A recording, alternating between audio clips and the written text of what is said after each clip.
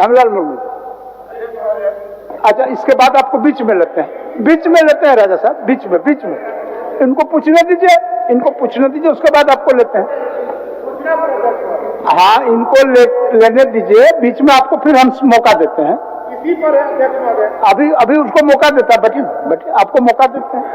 महोदय, ये धान अधिप्राप्ति आप बाद में किस टाइम का मामला है और महोदय, जो सरकार का संकल्प है कि लघु और सीमांत कृषक को बिचौलियों से बचाने के लिए जो धान अधिप्राप्ति समर्थन मूल्य दे करके कराती है, महोदय, हमारा सिर्फ उसमें इतने ही कहना है कि 10 किलो का जो कटौती हो रहा है उस पर माननीय मंत्री विद्वान हैं, डॉक्टर हैं और सब तरफ से बहुत ही सबल आदमी है, इसलिए हम तो चाहेंगे कि इतने ही खाली कह दे कि वो 10 किलो धान जो कटौती करता है उस पर अपना ये विचार रखें, क्या कटौती न हो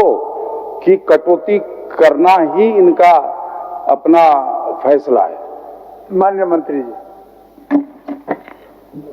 अध्यक्ष महोदय, सबसे पहले तो मैं धन्यवाद देना चाहता हूं हमारे गार्जियन हेमलाल बाबू का महोदय कि इनका एक काफी महत्वपूर्ण सवाल है। पिछली बार भी हमने जवाब दिया था महोदय और कुछ पूरक रह गया था, मैंने कहा मैं दिखवा लूंगा। तो महोदय, मैं कहना चाहता हूँ, जो इन्होंने कहा कि 5 से 10 किलोग्राम प्रति क्विंटल कटौती के बारे में जो इन्होंने पूरक किया था, तो महोदय हम लोग ये निर्णय नहीं लेते हैं। भारत सरकार के द्वारा किए जाने वाले धान में नमी को अनुमानतः 17% निर्धारित किया जाता है। मतलब हम लोग मापदंड हम लगा दिए हैं, मशीन में लगाए और हम लोग एवरेज जांच करते हैं कि धान में क्या सॉफ्ट है, क्या नमी है, उसके बाद हम लोग तय करते हैं कि क्या करें नहीं करें महोदय। लेकिन फिर भी काफी वरीय सदस्य हैं महोदय, हमारे गार्जियन स्वरूप हैं, मैंने इनके विचार को लिया है महोदय और हम सेंटर को पत्र लिखेंगे और इनकी मांग को जो है जल्द से जल्द पूरा करवाएंगे महोदय। ठीक है हेमलाल बाबू।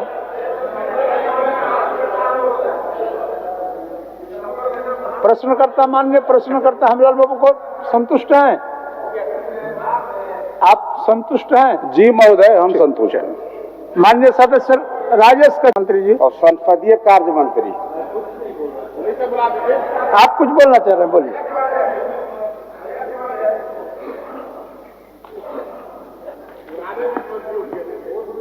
महोदय, एक स्पीच चलेगा महोदय, एक प्रेजेंट कुछ नहीं होता है महोदय। मुझे इस विषय पर इसलिए बोलना पड़ा कि मैं भी गांव देहात में जाता हूं तो महिलाएं जो स्कूलों में खाना बनाती हैं बच्चों के लिए, वो पूछती हैं, फिर विधवाएं भी हमसे पूछती हैं, उनका प्रश्न है, तो मुझे बोलना पड़ा। लेकिन 2 कंसेप्ट समझ ले हम लोग, एक होता है वेतन, एक होता है पेंशन। सैलरी और पेंशन।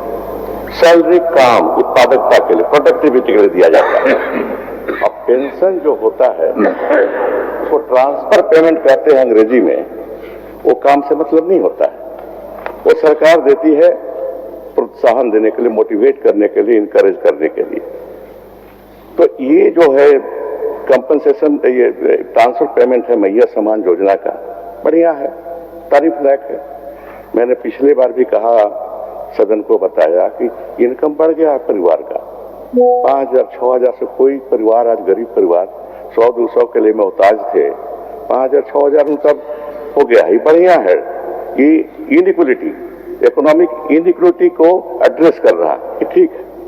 लेकिन प्रश्न ये है कि जो काम नहीं प्रोडक्टिव आधार पर नहीं दे रहे हैं, ट्रांसफर पेमेंट में दे रहे हैं उसको 2,2500, जो काम कर रहे हैं उसको कम क्यों के दे रहे हैं?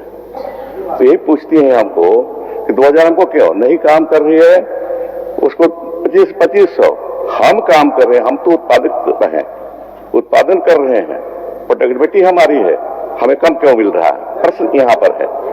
ये इस पर ज्यादा विवाद में नहीं पड़ूंगा, मैं इतना ही कहूंगा सरकार को इस पर विचार करना चाहिए, ठीक बराबर। ठीक, आप मंत्री जी।